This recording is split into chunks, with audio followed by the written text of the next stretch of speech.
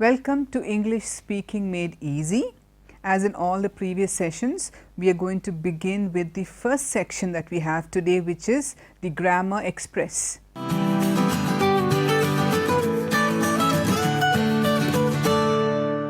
In today's episode of the Grammar Express, I am taking you slightly more into adverbs. If you remember, just to do a quick recap for you, in the previous episode, I defined what an adverb was. I told you it gives you more information about the verb. I told you it modifies the verb. And so now we'll just get to know what are the different types of adverbs, okay, and how they are used in sentences. So, right, so we're going on for that. And the first thing you need to remember is when we speak about the different kinds of adverbs, the following aspects of adverbs are: it tells us how an action occurs. Now, remember, it tells us how an action occurs. It tells us where an action occurs. Okay? Then also about when an action occurs, how often an action occurs. So, now we have seen the four functions. Now, we will go on to the very first kind of adverb, that is how an action occurs. Now, why is this adverb important? Look at how an action occurs. There are different ways in which we do certain actions. Sometimes if I am running, I could be running fast, I could be running slowly. So, the manner in which I am running, the way I am running reflects, and that is called the adverb of manner. Okay? So, an adverb of manner tells you how an action occurs. So, that is very important. So, when you see that in a sentence, you can easily identify that particular adverb of action with that suffix which comes at the end, ly. Of course, there are many words which don't, there are exceptions, but generally there are most of these adverbs are identifiable because they have a suffix ly at the end. So, look at this: slow, slowly, okay, sweet, sweetly, she sang sweetly, that was the manner. So, that is what we call an adjective of manner. So, what happens if I am doing a work and I am working very happily? You have understood my manner. So, my manner of doing the work is happily. So, happily is the adverb that modifies the verb do. So, that is how we describe an adverb of manner. Now, I can give you a whole list of other adverbs too, of manner too. Just have a look at the list. Easily, I can do this work very easily. Loudly, she speaks too loudly. Fluently, oh, she speaks English fluently. Rudely, he always reciprocates rudely to me. Sadly, I was sitting there very sadly. So, these are all words which refer to adverbs of manner. If you have a look at them, most of them have a suffix at the end, ly. Okay. Now, we will make a few more sentences. Now, we have just given you the words. Let us just put them into sentences so that you can see how, and it becomes clearer to you. The first sentence is: the brothers were badly injured in the fight. Now, you might have seen the word badly there. It tells you how bad the fight was. It gives you the intensity of the injury. They were badly injured in the fight. The next one: we went about our work quietly. In that sentence also, it shows us the nature of how we were working. We weren't making noise, we were quiet. We went about our work quietly. Okay, it shows the manner in which we were doing something. He speaks very softly. So, softly tells you his manner of speaking. So, next time when you see that particular sentence, I am sure you will be able to identify the adverb of manner there. I will give you one more example. At the age of 18, she still sang very well.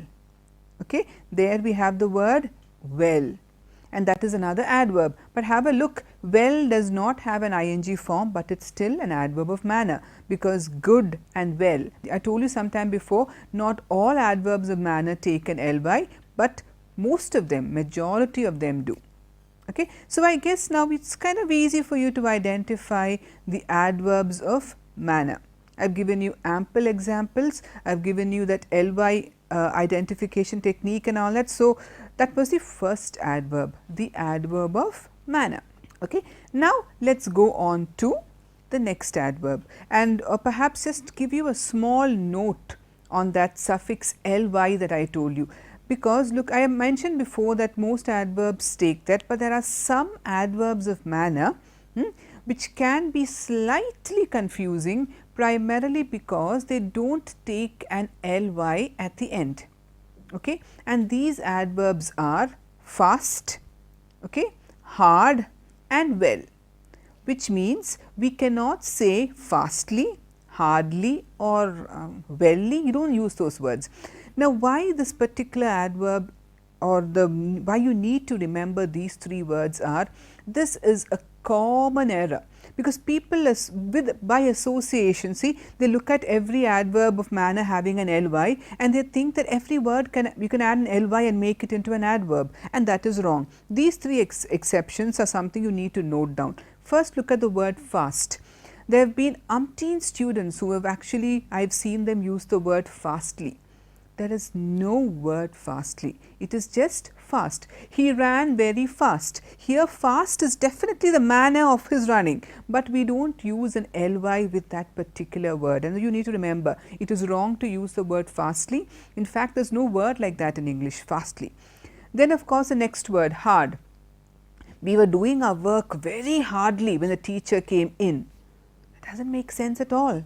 That does not make sense, because hardly, there is a word hardly, but its meaning is very different, and it is not to be used as the adverb of manner to say that you are working very hard.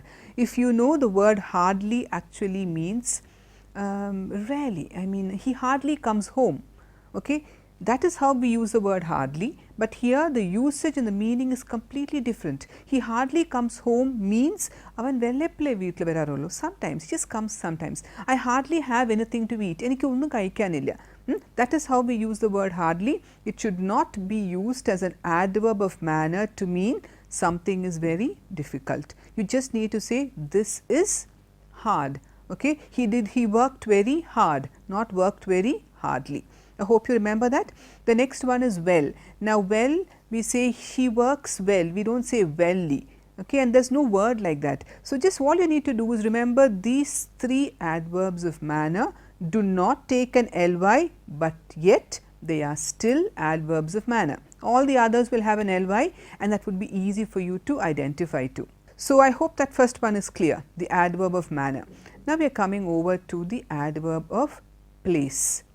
The adverb of place answers the second specification we mentioned, which is where something took place. It tells us where something took place, where some action happened, where something was done. Okay? And so, the position of where we use that particular adverb is important. We use it after either the main verb, or we use it after the direct object, or we use it at the end of a sentence. Okay. Now, I will make this clear for you. Adverbs of place are these words. Now, once I give you the words, you will know how we place them. Adverbs of place are these particular words. One is here. He works here. It has come at the end of the sentence. Okay. Above. He lives above, in the floor above. Okay. He lives in the floor below. So, you know where it comes in after. He lives in the floor above, it comes in after the direct object. So, we have above, below, here, outside, there, under, upstairs, over. All these are adverbs of place, because if you look at those words, they tell you the position, the place where something happens. Let us look at some examples to make it clear for you. Okay? The first example, we can stop here for lunch. So, the adverb of place here is here. So, we know where, this place, this particular place. Another one, the school boy was knocked over by a school bus. So, you see, knocked over, over is another adverb of place. They rushed for their lives when the fire broke out in the floor below. You see that? So, it's also again telling you where the action took place. I was waiting for him outside. Again an adverb of place, because you know, if it were not for that adverb, you would not know where this person is waiting. We need an adverb of place to specify where the action takes place. I was waiting for him outside. Okay. So, in all these sentences, they have words that show the place where something is happening. Okay. And that is very, very important, because without that a lot of meaning would be lost in a sentence. Okay. So, I hope you have understood how adverbs of place and adverb of manner work. Now, we are going on to our next section, which is Lexica, your guide to good vocabulary.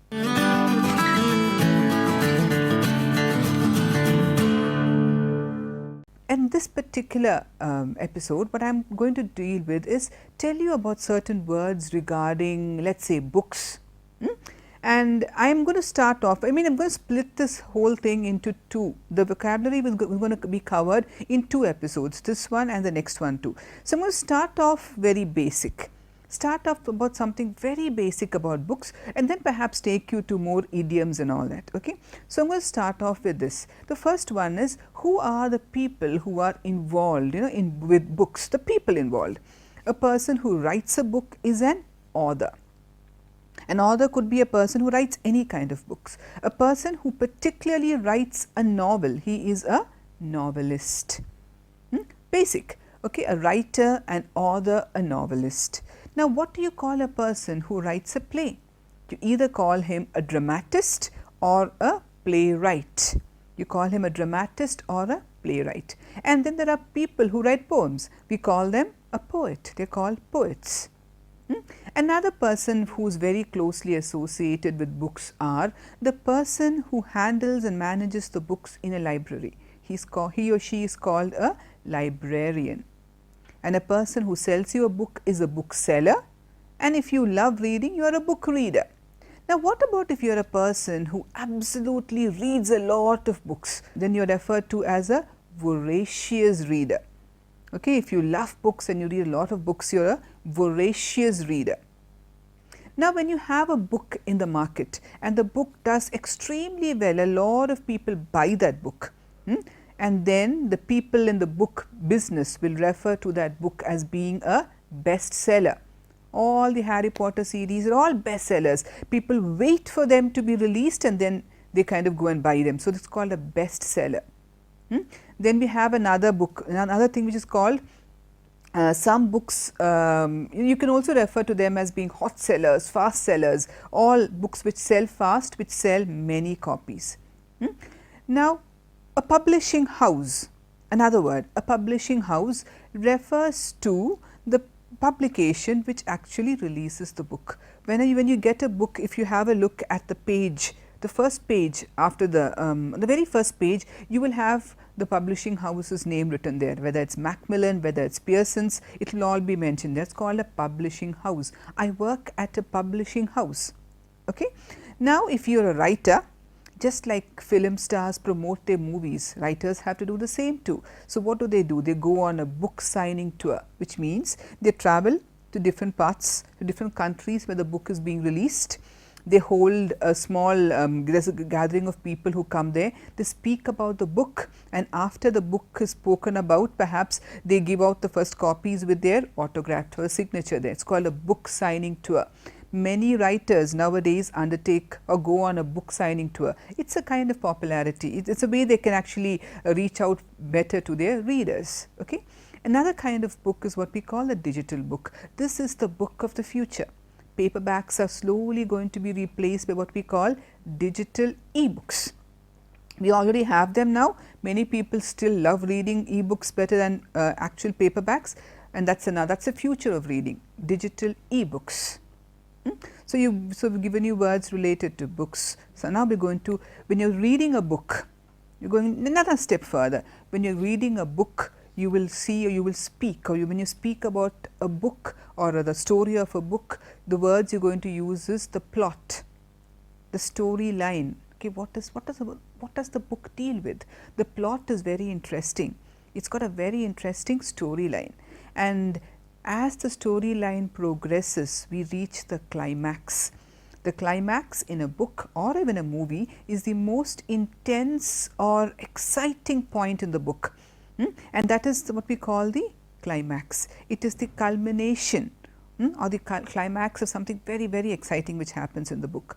And to give you an example, in the climax of the novel, Becky kills her husband. That becomes the high point of the novel, the culmination of all the events which happened before. Now we have another interesting word which is called an anticlimax. Now from the term you know it's something opposite to the climax. Now the climax is something which slowly builds up and then takes you to a high point.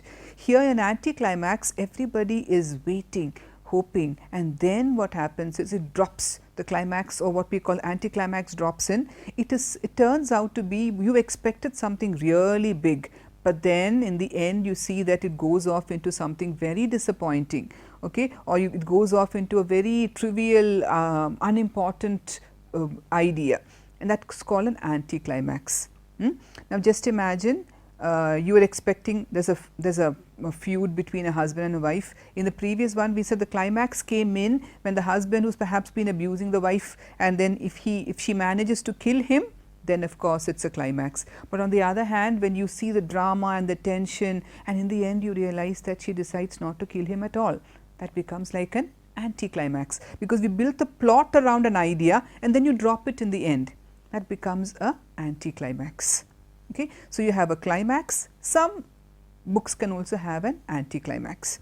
Now when you have or when you read a story, sometimes the story is very realistic. So then you say it has a very believable storyline, it has a very realistic storyline. That means it's something which can happen anywhere. And if the book progresses very fast, we say it has a very racy narrative. It goes very, very fast. So these words are really nice. When you're speaking about a book, yes, when you have exams like the IELTS, we are asked to speak about books and you're struggling for vocabulary. See, this book has a very racy narrative. One thing quickly comes after the other. Okay, and then there are some books, we have chapters in a book. Similarly, we have a series, that is a series of books with the same central characters. When we were young, we used to read the Enid Blyton series. Yes, so we would have Nancy Drew series, we would have Harry Potter series, we also have Secret 7 and all that. They are all a series, same characters but different situations and different stories. That constitutes what we call a series. So with this, I have given you a lot of words that you can use when you want to speak of books. There are a lot more words which we will discuss in the coming episodes. Okay, so with this we finish off the second section and we are moving on to, let's say it right, our guide to good pronunciation.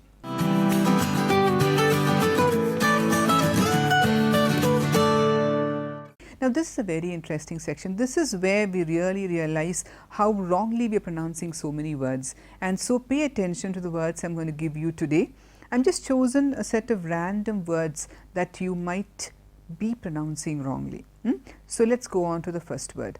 You know what an instrument called a flute is? Yes, you know what a flute is. So a person who blows the flute, a person who plays the flute, a musician who plays the flute, do you know what he is called? He is called a flautist. F-L-A-U-T-I-S-T. Americans do tend to refer to it as a flutist, but the right, if you follow British pronunciation, he's called a flautist. A person who plays the flute is a flautist. Okay, that's the first word. The second one is the word E-V-E-N-I-N-G. Very common word. We use it almost on a daily basis. I have seen so many people add an extra syllable in the end. It is not evening, it is evening. Evening.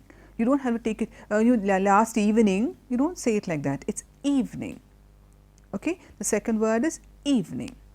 The third word creates a problem. It's a firstly, it's a lovely word to learn, and secondly, this word often creates a problem because it has that silent letter coming in. The word is S-U-B-T-L-E. Now, the B being there, most of us pronounce it as subtle. Remember, the B is silent and the word is subtle. Lovely word, subtle. Now, what does subtle mean? Subtle refers to those small changes in meaning. You might not, there's a subtle change in her behavior, a slight change that you notice.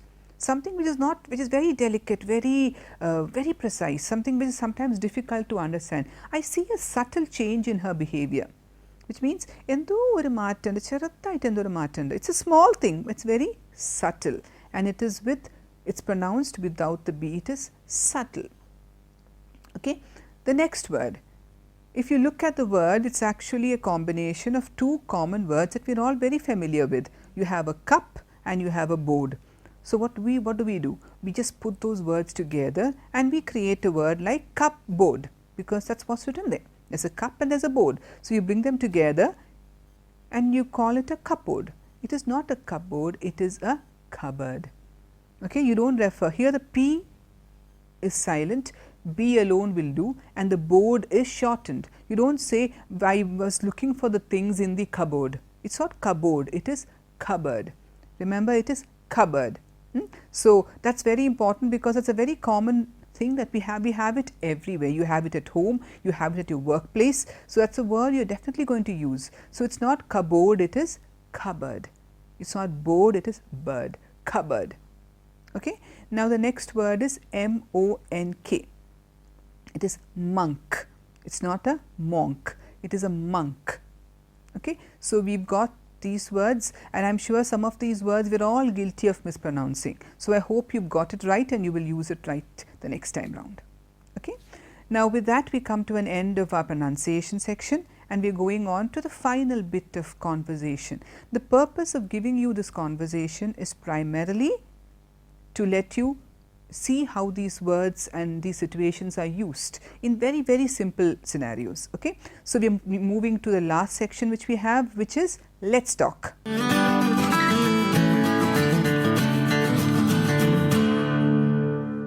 Today in this section, I have a small conversation for you, two people talking at the railway station. Okay. And the people are Ramesh and Shobha. So, we will have Ramesh is asking Shobha, Shobha, which train are you waiting for? And Shobha says, I am waiting for the Shatabdi Express. To which Ramesh responds, have you made a reservation? Have you made a reservation? And Shobha's answer is, yes, I have. Are you going by the same train? Are you going by the same train? Ramesh says, yes, I am. I hope the train isn't running late. Last week, the train was late by an hour. And Shobha responds, and I hope the compartment is clean. Sometimes people litter the train with leftover food. Shobha speaks about people littering the compartment with leftover food. Littering means not throwing stuff and all that, not clearing up after you go. And Ramesh says, oh, I don't understand why we are so unmindful of others when we do such things. Unmindful, another nice expression, which means we're not concerned about others. I don't understand why we are so unmindful of others when we do such things. And Shobha's response, oh, they've announced the train. The train is about to arrive. Oh, they've announced the train is about to arrive. Thank goodness it isn't late. And Ramesh says, do you want me to help you with the luggage? Look at that expression. Do you want me to help you with the luggage? Which means, ഞാൻ help you luggage പിടിക്കാനായിട്ട്. Do you want me to help you with the luggage? And Shobha says, thanks for asking, but I think I can manage. Okay. So, saying that, both of them enter the train. So, that was how a conversation between two friends emerged in the railway station. Okay. So, you just have a look at the different expressions. Can I help you with the luggage? You can make a note of all those words that all those sentences that you think you can also use in your conversations. Okay. With that, we come to an end of today's episode. I hope you enjoyed the episode and we'll continue with it in the next one. Thank you so much.